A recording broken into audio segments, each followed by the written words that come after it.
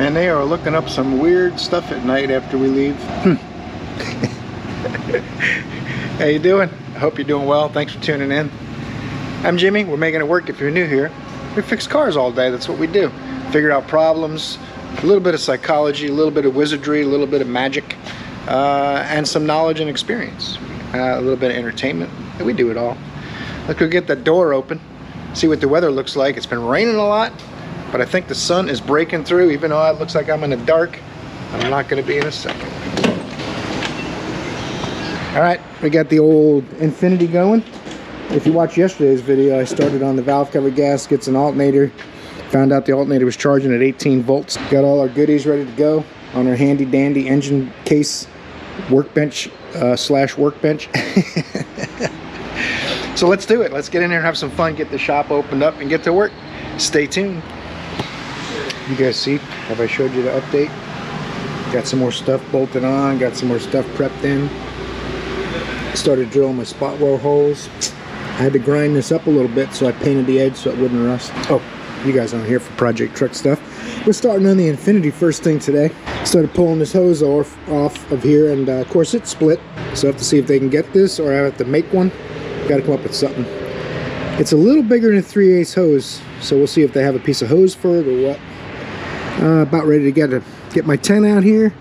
I think there's about 8, 9, probably 10 bolts in each valve cover, and they'll lift up. We can throw them in the parts washer.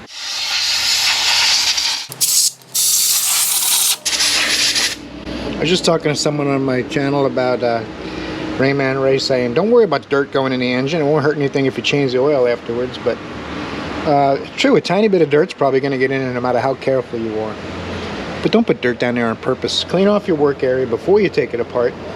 Clean everything while it's apart, and protect it with something if it's going to be apart a while. I'll usually put a fender cover over it. If I had this apart yesterday and couldn't get it done, I'd put a fender cover over it so it wasn't exposed to dirt and dust overnight, right? Stay clean while you're doing all your work. Get the littlest amount of dust and debris in there you can, and then change the oil too. Of course, I mean, but you don't just let dirt go in there and don't worry about it.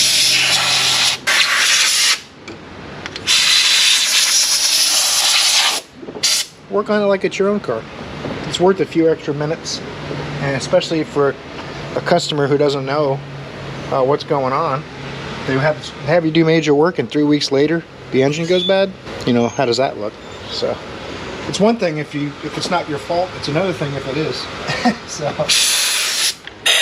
I asked them about spark plugs while we were in here, but said they were done. The wonderful engineers at Nissan decided that you shouldn't be able to get the valve cover off without disturbing the cam solenoid. So, and for some reason, Katie said we're replacing this one anyway.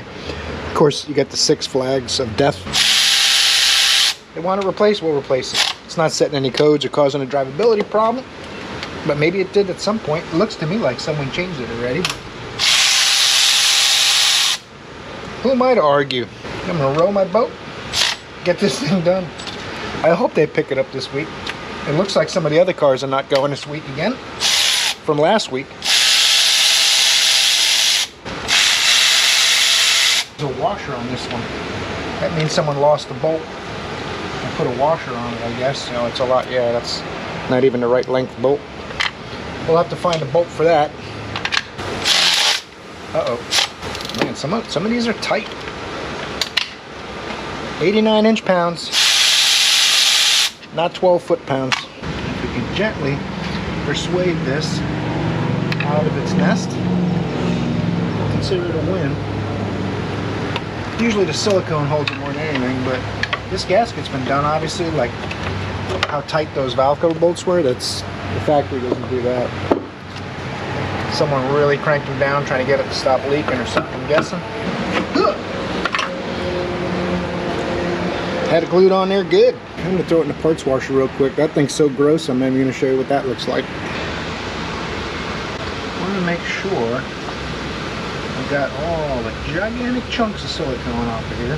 This carbon scraper, super handy dandy for silicone that's all dried and nasty. You can even just pushing it out of the way. Sometimes there's multiple joints and you don't want to dig it out of another joint that you're not working on.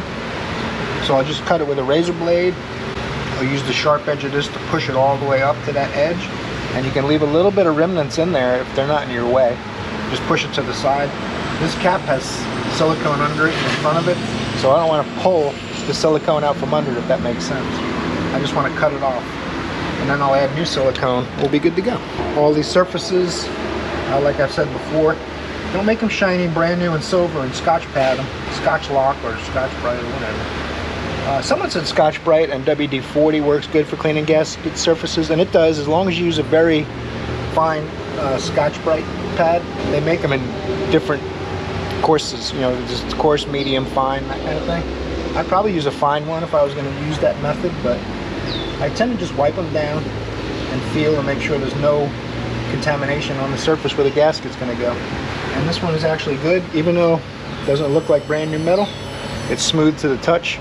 The gasket's going to work fine on it. Whoever did this last silicone the gasket in place, which is fine. I prefer not to do it if I don't have to. And the problem is, well, you only really need to do that if everything's in your way still and you haven't got the harness completely out of the way like I did here. Since I've got it completely out of the way, I'm not going to glue the gasket in place because it'll seat the best if there isn't glue holding it. Try to only put it in the joints and glue the gasket on with it if you have to. It doesn't take a whole bunch too. There was a ton of silicone in it, but just enough to make sure I'm going to get a seal. And since everything's completely pulled out of the way, I went a little overboard on that, just because these things are terrible about leaking.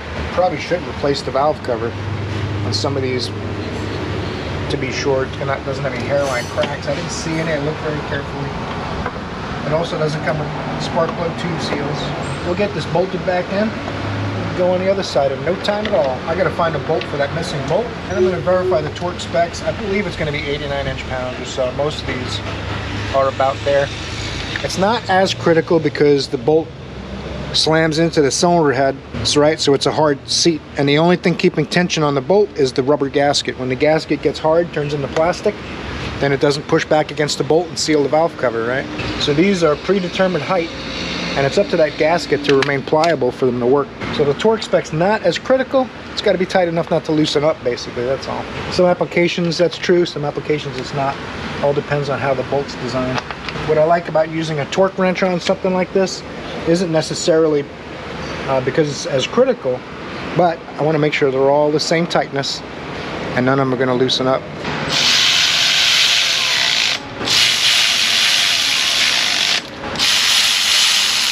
It's a hard bottom out, and that's being gentle, so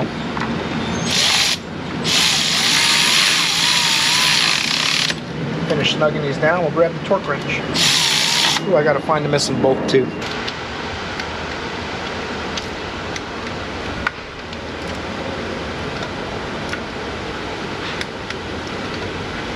Yeah, they're all pretty good here. Even on the less critical fastener, all of a sudden you'll see it'll turn another eighth of a turn, quarter of a turn. You didn't really have it that tight like you thought, because you're going by feel, and feel gets you in the ballpark, doesn't get you to home base. Well, depends, but for the most part. Put this back on.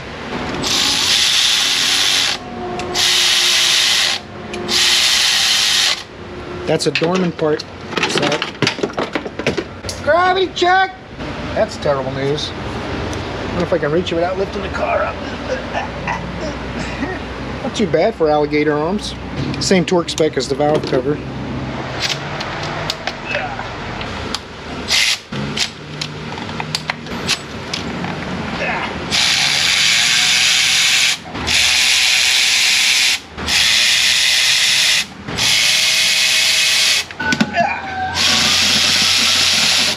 I had to scrape a lot of silicone out of this valve cover. If you're going to use silicone to glue it in place, it's got to be installed while the silicone is still wet, which kind of defeats the purpose. When I do that, I use the silicone just to add some friction, stiction kind of. I don't put the silicone in, let it dry on the gasket, and then install it. That's probably what's making. Can you make sure you have your stuff off of that is using NPR? Jimmy, they're coming to get the NPR. Double check, make sure you have all your stuff. Let the stuff dry. The gasket's not fully seated against the valve cover. Oil can go over the valve cover gasket too. So you definitely want to do it while it's still tacky and wet. You still got to install it. So The silicone's only to kind of keep it from falling out, not to glue it in dry and let it dry. I think that's what happened here, and that's why they were leaking. It also has cracks in the spark plug tube seals, and I told them about it, but they're not serviceable. You have to replace the valve covers, and they don't want to do that. You do what you can to do it right. You do your part, and you row your boat. You can only control so much. You can't control every aspect. Sometimes you end up fixing things the way someone else wants you to, rather than the way you want to. And I can't spend the customer's money for them. I'm not going to buy the valve covers, right? So I don't have a lot of choices. The fact that these are cracked, oil can come up the tubes, very minute amounts, of course, but it can still leak. So hopefully it won't leak down on the alternator. That's most of the reason we're doing them, because the alternator was full of oil. Alright, got silicone in my joints.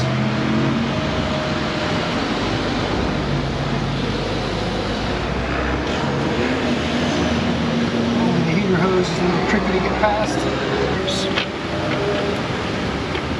Push my little cracked booties down onto the tubes.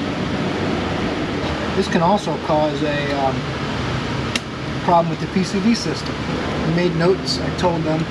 Comes back asking about a leak. We got to order valve covers for it. So get these bolts in here. Come back. We'll start putting the intake on this thing.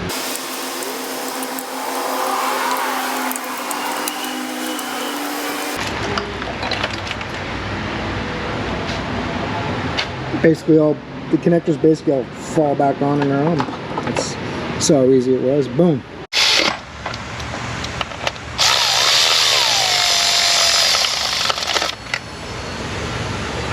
Well.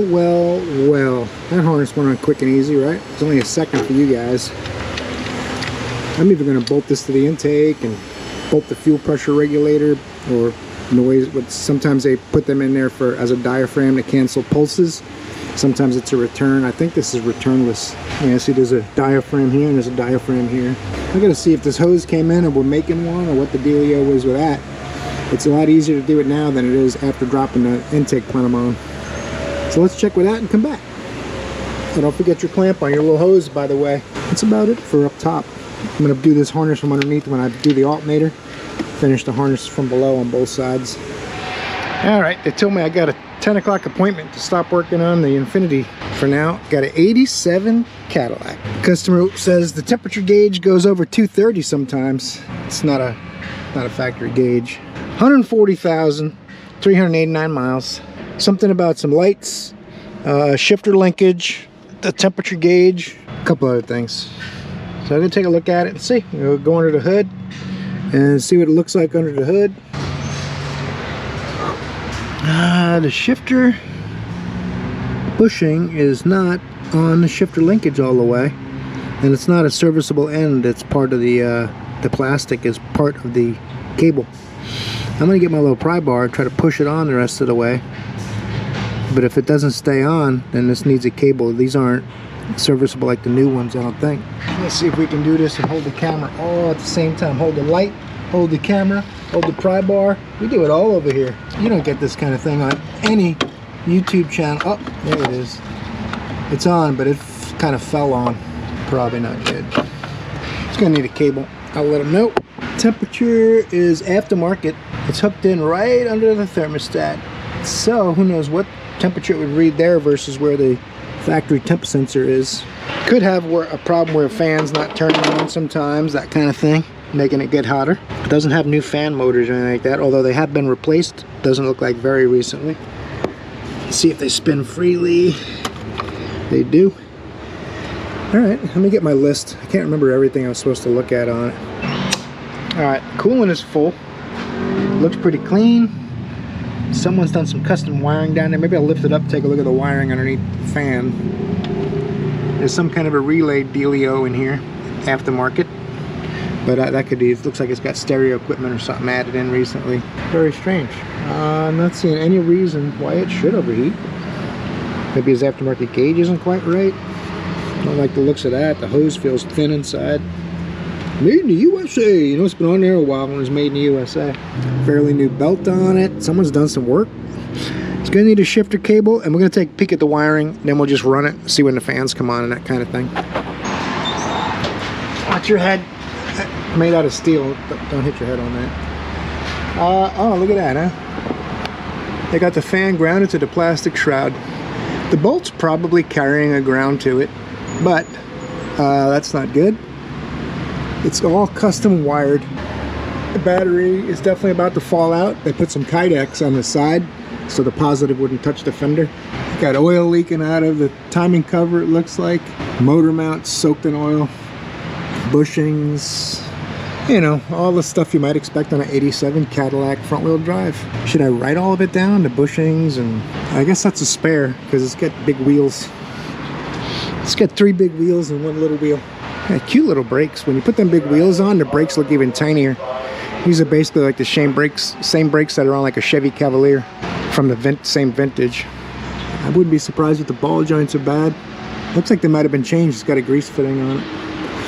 Anywho, he's not here for any of that.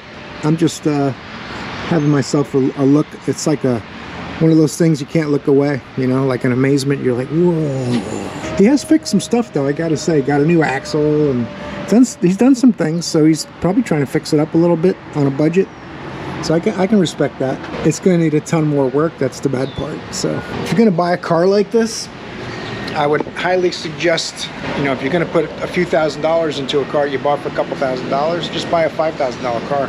It's probably gonna be a much better starting point. But I mean, maybe he just likes this vintage, his dad had one, maybe it's a family member's car, who knows. We'll try to see what we can do for him. We'll write a little estimate and we'll see if any more comes of this one. I am gonna run it a bit and make sure the fan comes on and see about what temperature and all that kind of thing too. Kind of strange, been running a minute or two and the fans are already on. So I guess he's wired them to run all the time. Make sure the AC is not on. Yeah, the AC says off. Well, it's flowing warm air but not hot, so that means the thermostat's still closed, or oh look, the air is on. It says off on the panel. I'm sure it's wired to run all the time or something silly like the fans maybe. It says off. And it's not off. Well, that's interesting. So the AC is probably bypassed. Someone jumped something out to make that run all the time too, probably. I don't know. Very odd that the AC is frozen and it's off. It's not on defrost or anything. That's not good. I'll see if I can find out why that's staying on, and I'll show you guys. Look at that. She is a frozen. These are bad for the modules and resistors, and even with this pulled off, you don't hear anything change. That is not good in itself. This is freezing and freezing and freezing. Let's go find out just how much money they're prepared to spend. So electrical stuff. I want to fix the battery tray so it's safe. Rewire the fan. Find out what that relay works. Find out why this is on. All those kinds of things. Let's see where the aftermarket gauge is. It's about 180, 179, 180. Anytime it's you work on one of these older cars, this is the deal. So high expectations, a low budget, and a lot of wasted time. I end up working on a lot of the stuff, like I said last week. I'm going to cut down on all the stuff I do. I just keep working on things I'd want to fix if it was my own car, but I actually like older cars, but I have to remember that's how I'm taking care of my family too, so there's got to be some balance. He asked if he needs a tune-up. It's got brand new plugs and a brand new air filter. Not sure why he wants to know if he needs a tune-up. Maybe he thinks it doesn't run right or something. It seems to actually run pretty good. These motors ran really nice and smooth. Terrible for oil leaks and coolant leaks and stuff, but it was a 3.9 or a 4.1, yeah, 4.1 liter V8. Kind of like the 82 I'm working on out there. We'll see if anything more comes of this car. He's waiting in a waiting room too, so the chances of getting parts and fixing it today are slim to none. I'm still waiting on my hose for this one too. We'll see. I gotta check on that one a bit. While I was working on the Cadillac, I got a sweet Gates hose. That's nice. I don't have to worry about trying to make one. And now it's nice, flexible, and soft, like it's supposed to be. These things are terrible. I told them order two, so we keep one here, because they break every time without fail. I don't think I've ever taken one off and not had it at least crack. And some of them, back when I used to brake back in the day, I'd put a little silicone, squeeze it together and put a tie wrap on it. And it works, but I'd rather just replace it and have a nice, got a new gasket here. It's kind of strange, look at that. I don't know what that is on this gasket, but that's not right. It had to be causing some kind of leak. Have to look at the upper cover and make sure there's no damage there. Maybe someone put silicone on it a while ago. Gotta clean this up a little bit. Then we can throw it on there, as they used to say up on the Long Island. Throw it on here. These shim gaskets are pretty forgiving, but if you got a new one, put it on. Why not? Already cleaned the bottom. There we go. And I'm gonna put this on correctly this time. Man, this is so nice. I had to find like 4 bolts that were missing on the little brackets that hold the harness in place and all, but it's all part of the deal. 20 years old almost. Someone's been in here a couple times, I guess. You only go on there one way, and no other way. Oh, I see why. They caught this oil filter, the oil fill cap. They caught the rubber gasket in there. That had to be a small vacuum leak of some kind, I would think. They chopped off the rubber from it. So we'll have to be very careful not to catch that when we drop that down. Let's try and be tricky with this for fun. Just because I like a challenge, I'm going to now take the bolts out and put them in one by one. I'm going to drop it in all at the same time. Oh, hey. You too. Come on, let's do this. That's what I'm talking about. Gotta be tricky in this business. These 2 bolts and these 6 get torqued now.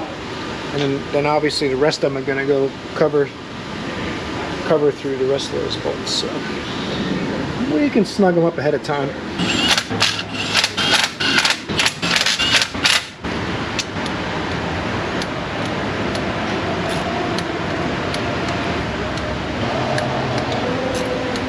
There are torque specs for every single one of these bolts on everything.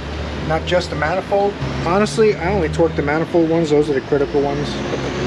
The rest of them, if you're not really sure about the tension, how tight they should be, then torque them. I just go by feel. They're not critical fasteners. You definitely don't want them coming loose though. So let's get that plenum. I also have to hook up the coolant hose for the throttle body. This connects to the intake. Should be pretty easy to do that one, I believe. Apparently the old GoPro was not recording, but I got the hose on the throttle body. I'm going to try to lay the rest of her in place. And these bolts don't want to be in while I drop it down. They're fighting me, I think. Something's fighting me. It's not that. Oh, there it is. And now look at this. It wants to do it still, even with some of the gasket cut off, or some of the rubber cut off from last time. There was probably 8 screws missing from this thing. There's a bolt back here. That's hard to see. And this one bolt is longer than the others. Alright, I gotta find a bolt for that. There must have been one missing there too.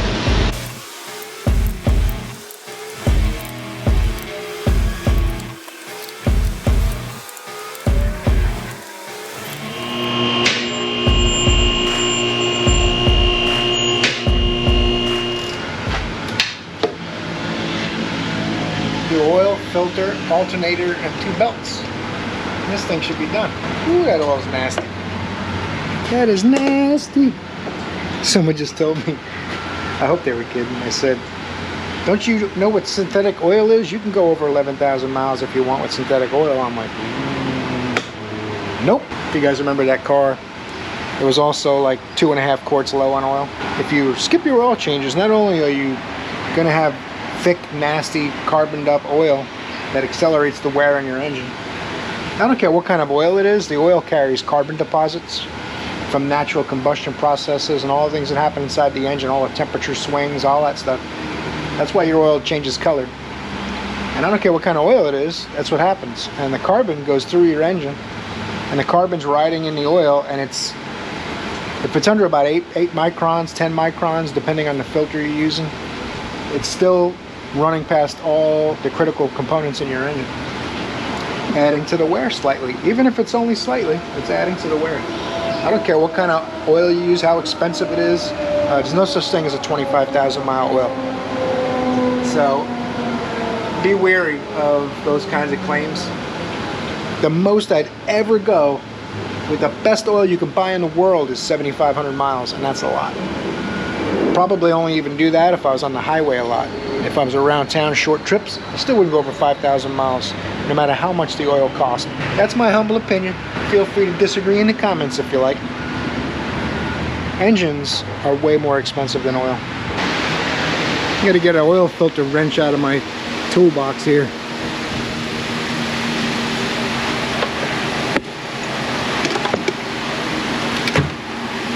What the heck?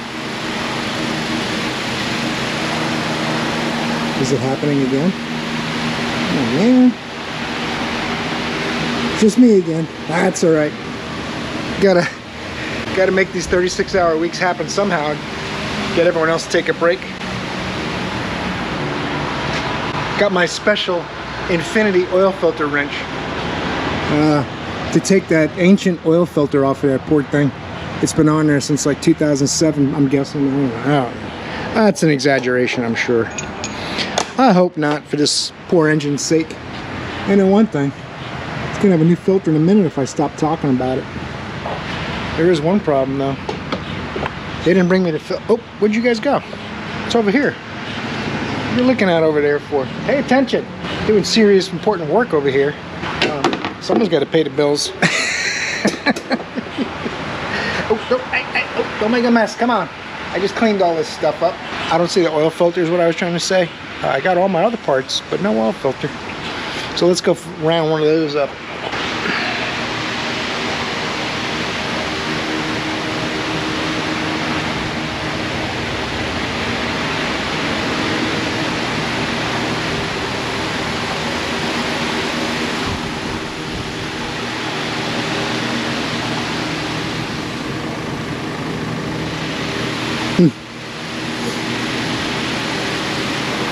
Alright, let's see if I can find my filter part number. Maybe it's on my paperwork. That's not the right vehicle. Oh no, that's 2005. That's a different vehicle. Uh-oh. Interesting. Alright, let me see if I can look it up. Ah, the cheap STP. They must have got a discount deal on them. Made in China. 6607, aka 1358. Come on now. In case you haven't seen my other videos, don't ever use a tool to tighten your oil filter. You feel the gasket bottom, then you should be able to turn it about another 3/4 of a turn or so. And that'll be nice and tight. I got a couple electrical plugs I got to plug in, and we'll start taking that alternator off of there. The belts on this, mechanical belt tension adjustments. It's like from the 30s. You got to loosen the lock bolt and then loosen the nut that moves the pulleys for both of the belts. So that way we'll get to check the bearings and stuff like that too while we're in here. I think the alternator is held in by 112 and 114, and the pulley actually blocks the top bolt too. So while the bolt's loose, you can get to that upper bolt.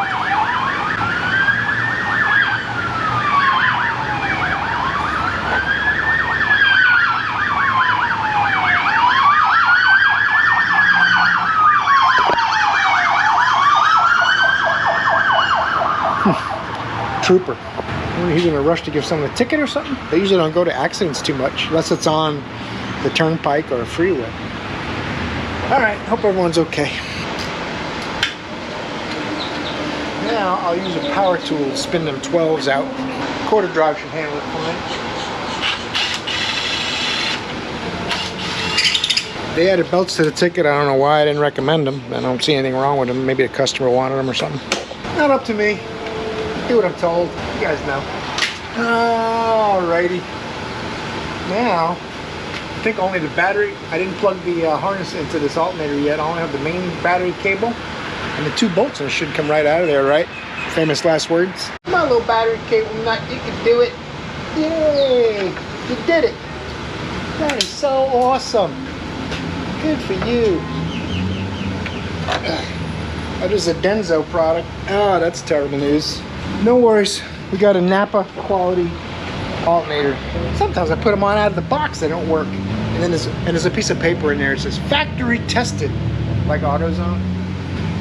It's all good. It's all good in the hood. Don't worry about it. Don't you worry yourself. That's how they chose to do it, so that's how we have to do it. It looks almost like a ground the way they got it stripped off. But they've taped off. Oh, okay, it goes to the starter. So they stripped it off and then crimped something on the outside to go to the alternator on the way to the starter. Nissan. Love it. Sadly, I don't have a beautiful nut to put on with a flange on it, 12mm size. So I got to use the junk they give you with the alternator. It's alright. That's what was on there before, that's what will be on there again. Hopefully this alternator won't try to explode the battery. That's my main criteria, even more important than my nut. Well, my nut's pretty important too, but you know what I mean. Now come off of there. Okay. Give me that back. 14, maybe 12. Alright, it's supposed to line up. What happened? Does this move? Right. Yep. Okay. That means I got to check the bolt on the other side of the bracket that it didn't loosen, because it might not be that tight.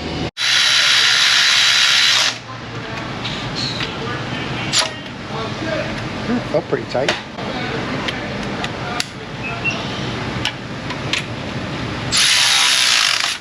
Usually there's a little shield or something on the back of the pulley, but there isn't. I kept everything in order for just such an occasion. Speaking of which, watch your head too, it could fall off and smack you in the back of the head.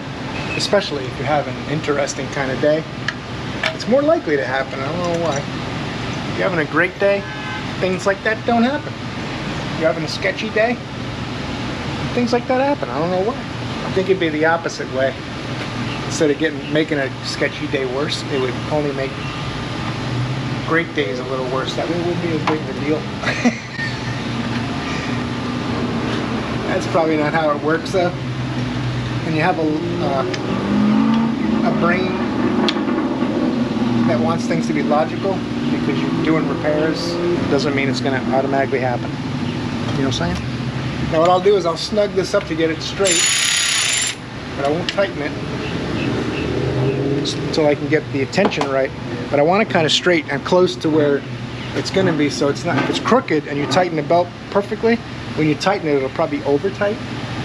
Although these mechanical adjustments, I try to make them a little tighter than you might be comfortable with to begin with. And you go to the longest straight part of the belt, see what kind of tension you have. That should be good. It'll go from where it's snug to tight, and you'll feel it change to where it's just a little snug and all of a sudden, boing, that's where you stop. It's hard to explain, but it's pretty important. If you're better off a little bit tight than a little bit loose, because once the belt breaks in and seats on the pulleys, it'll loosen a tiny bit. They don't really stretch. They have a cord inside that keeps them from stretching, but they do break in and seat, and then they get slightly larger when the grooves all seat in, if that makes sense. I already did my AC belt, but we'll give that a tug too, just in case. All right. We should be in pretty good shape. My harness is plugged in, oil pressure sender, filter, belts. I'll put some oil in this thing and some coolant and start it up, see how it runs. What do you say? I thought this was takes 520 or something, but they said it's getting high mileage 1030. I said, what? That's what the customer wants. Okay. You got it, Mr. Customer. Probably AutoZone said, man, that's the best oil you could possibly buy, and it's on sale. It's dinosaur blood, and that's what matters. It supposedly takes 5 quarts on the dot. We're going to find out in a second. Well, about 120 seconds. You're going to get every drop too, just like always. You got to give people their money's worth. Oh, did I mention too, in case I didn't say it yesterday, the throttle body looks a little dirty. Don't follow your urge to clean it while you're in here. Because Nissan Infiniti, no, bad things happen. Don't do it. No matter how much it hurts to fight the urge, fight it. Stay strong. No Nissan throttle body services. I still got to put the under tray on and the tires on, but I'm going to fire it up, see how this thing runs first. Let's do it.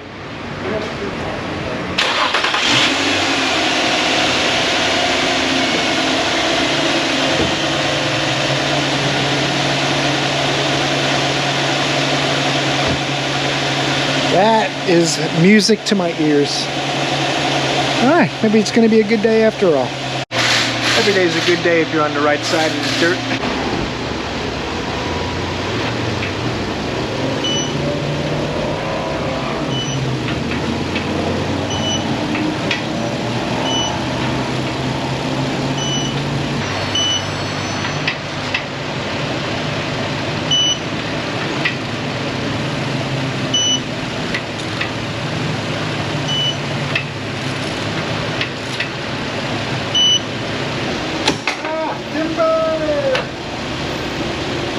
got lumberjack skills too, that's right. Now for the coup d'etat. We spread some deep crepe. Make it like a brand new. Helps clean off all the residue, which it looks like poo-poo. That's how people know you did a lot of work, by how nice it looks. If it doesn't look nice, you didn't do anything. No, you know what, money, it doesn't look like you did anything. I've had people tell me that. As much money as I spent, it doesn't look like you did anything under the hood. That's when I started cleaning stuff. Sadly enough, there are also the people that say, mechanics are thieves! But just the nature of this business. Not cleaning up as well as I'd hope, but it still looks way better. This engine cover bolts on. That's all of them. Or as many as it's got left that aren't broken. Seems to run good, no leaks. Gonna have to let it cool and check the coolant. And then the only thing left to do would be to move that Jeep out of the way and head to the golf course. I mean, take her for a drive.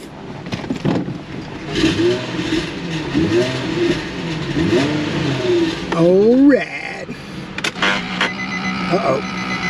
A bunch of motors making noise in the steering column. That's all right. It runs. I put just a little bit over the full line in here, so as it cools, it may draw coolant in. And I didn't lose much coolant anyway, but this one's done. Let's go see what's next while this cools off. Fans here. The relay they brought was wrong. The only relay that's different is the high-speed relay. It's got big legs like a power lifter, and the other relays are all regular relays. So I'm going to try to get that today. I can definitely get the fan done. So let's stop talking about it and do it. What do you say? I would have thought if you pull it forward and lift it out this way, but it wants you to go this way. Now taking this sight shield out of the way, I can see the evidence of a crash. And this is all bent, so it might be a little challenging to get the fan out of. Hopefully it's not too big of a deal and it'll still fit out of there. They hit something pretty good. Remember the other day I showed you the dent in the front end? So they rear-ended somebody pretty good. That probably doesn't help your fan assembly. Could just get a chop saw, chop it right here and here, and then weld it back on. No, I'm not gonna do it. I'm just kidding. Disconnect this upper radiator hose, make a little mess, I think. It says to remove both, but I don't know if you have to remove the lower. That is a tight squeeze. That'll make it a little easier to get the bolt underneath it, and I won't have to try to clear the hose with the tab on the fan shaft.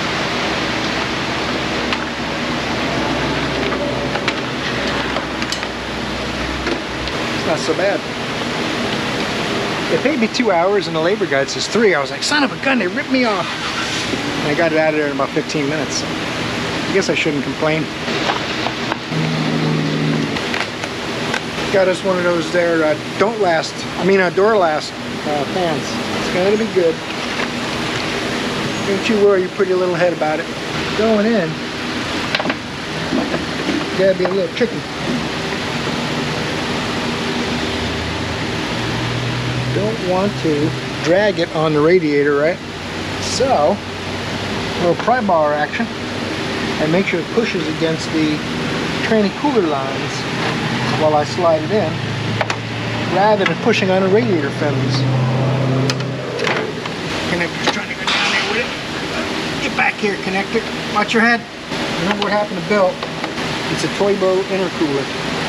Now it'll go. Aha. It's easy, man. Easy.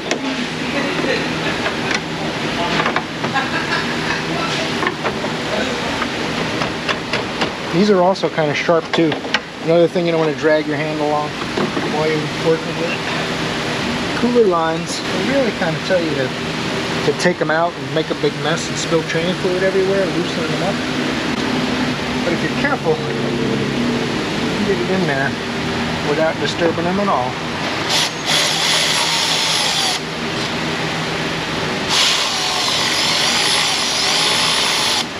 I always get both of these bolts threaded before I tighten either of them, too. Just because they don't always line up perfectly if you tighten one first. Now I'll pop this in the shroud. I push it in the clip, it falls out. The clip's not really good. There's one on the bottom too though, so don't worry. We'll be alright. This clamp with the flat ears is not easy to work with. How'd that make the phone ring? That's weird. Get over here. Give the neck of the radiator a squeeze, make sure the clamp is past the neck of the radiator. And I know we're good to go now. You know what's next, don't you? Take this rag out of here. Take this out of here. Coolant tank. Got a clip for the hose and the fan shroud. Slides down on a little tab. 2 bolts. Uh-oh. That was longer, like someone lost a bolt or something. It's not going to hit anything underneath, so it's fine.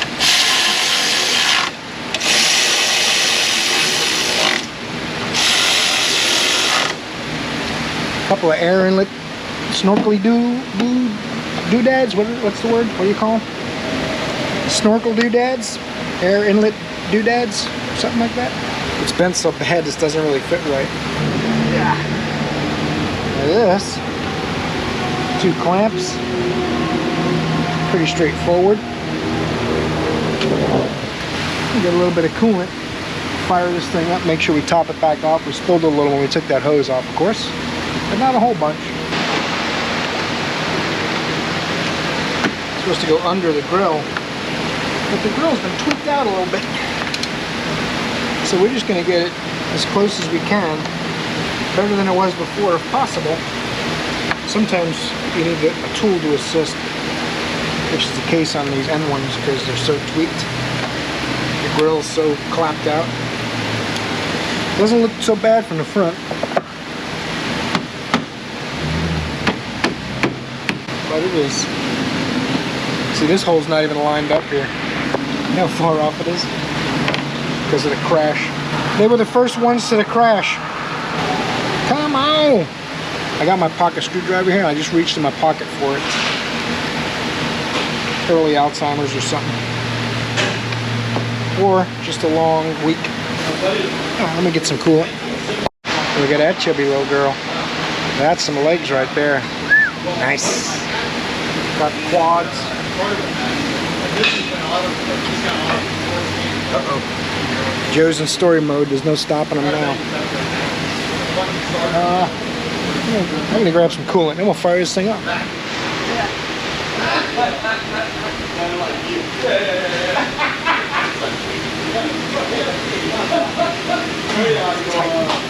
Threads are tight. I put a little antifreeze on it. Antifreeze. I put some antifreeze on the threads because it was so tight coming off. It's still tight going back. Can't push the fender back in. I found out this customer's fixing this car to sell it to their kids. They live in Jacksonville. They drove it down here with no fans for us to fix it. I don't know why. They said there's no good shops up there in Jacksonville. I said, well, your cooling fan wasn't working. You could have damaged the engine. No, it never overheated. Luckily, they must not have hit much traffic. Anyway, let's fire this thing up, see if the fans work.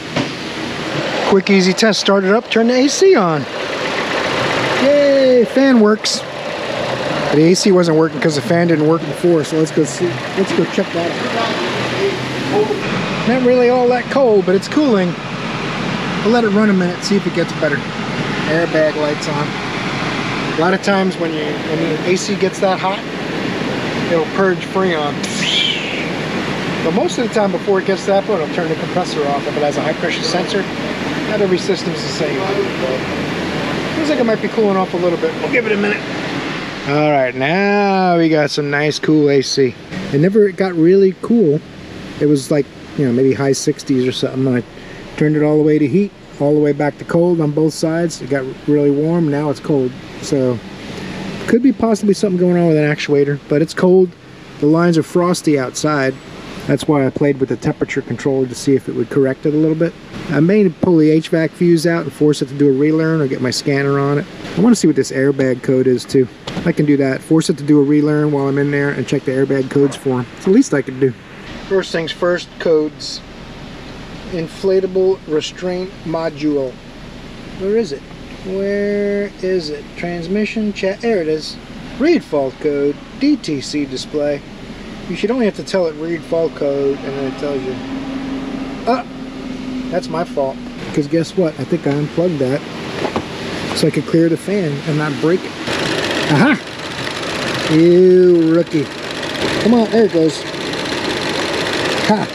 See that? I knew that light wasn't on before. Quick and easy repair. Should order a part for it. Alright, clear DTCs. No DTCs. Ha! See? I do know what I'm doing. Let's go into HVAC. Oh, we don't want that. There we go. HVAC. Where you at, HVAC? There you are. Now there'll be auto control dual zone. Boy, this is really cool now. Special functions. Actuators learn. Let's do this. Key on, engine off. Okay. This procedure will run about 40 seconds. So we'll let this cook and we'll see how it works when we come back. It was working properly now, but I just want to make sure it's going to be okay for the customer because they're going back to Jacksonville. So the last thing I want is for them to have no AC after I put a fan in it. I told them the fan will probably fix the AC. Without that working, you definitely won't have the AC. That much I can tell you. Let's go ahead and make sure it's right. Turn the key chime off and back on. I made ignition. Off and back on. Okay. Process complete. Clear DTCs. Probably shouldn't have any. DTC display. No DTCs. Alright, now I'll start it up, see how the arrow works. I always turn it off after I clear codes or do anything. Turn the key off, wait a few seconds. All the memory gets uploaded. And off you go. Nice and cold. Everything's good. Everybody's happy. Take this thing on a short drive, see if we can squeeze something else in today. Customer broke down yesterday, I think it was, and told me he had to overheat it or something. He heard a pop.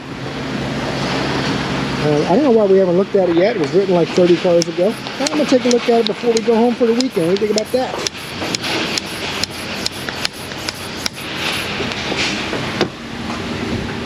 Uh-oh. Something's definitely leaking on this monster. The way he talked about it, he made it sound like the belt came off or something, but the belt's on there. That's the only leak I can see, the tank and the radiator. So nothing popped or came flying off, it just overheated. Maybe that's what he meant by pop, I don't know. You guys know what this is. A Grand Marty Q. Probably like a 99 vintage or so, let's see. It's been painted, so the sticker's gone, they painted over it. That's terrible news. 206,051 miles. My goodness gracious. Uh-oh, someone just worked on it. Uh-oh, someone just did an oil change and checked the battery, the air filter. They sold them all kinds of stuff. That's not a bad deal. $67. They did it for next to nothing. If we would have done that, it would have been quite a bit more expensive. The wipers are stuck in the middle of the windshield too, which is strange. So conventional oil change, $28. Interesting. Always got another page. Steering, tie rod end, and a wheel alignment. What he needs now is a radiator. He called, he was kind of upset we hadn't looked at it yet. I'm like, I talked to that guy yesterday morning, why didn't we look at it yet? So, I don't know. It's not up to me. It's going to get a love rating of 5. It's actually not in that bad a shape. I'd probably give him a 6 if the radio was attached. We'll write him an estimate, and we'll see what happens with this one next week. So that's where we're ending today's video, though, guys. I appreciate you watching today's video and all this week's videos. I especially appreciate the people who subscribe and torque the like button before they're done watching the video. Hope I see you guys in the next video. Hope you have an awesome weekend. See you in the next one.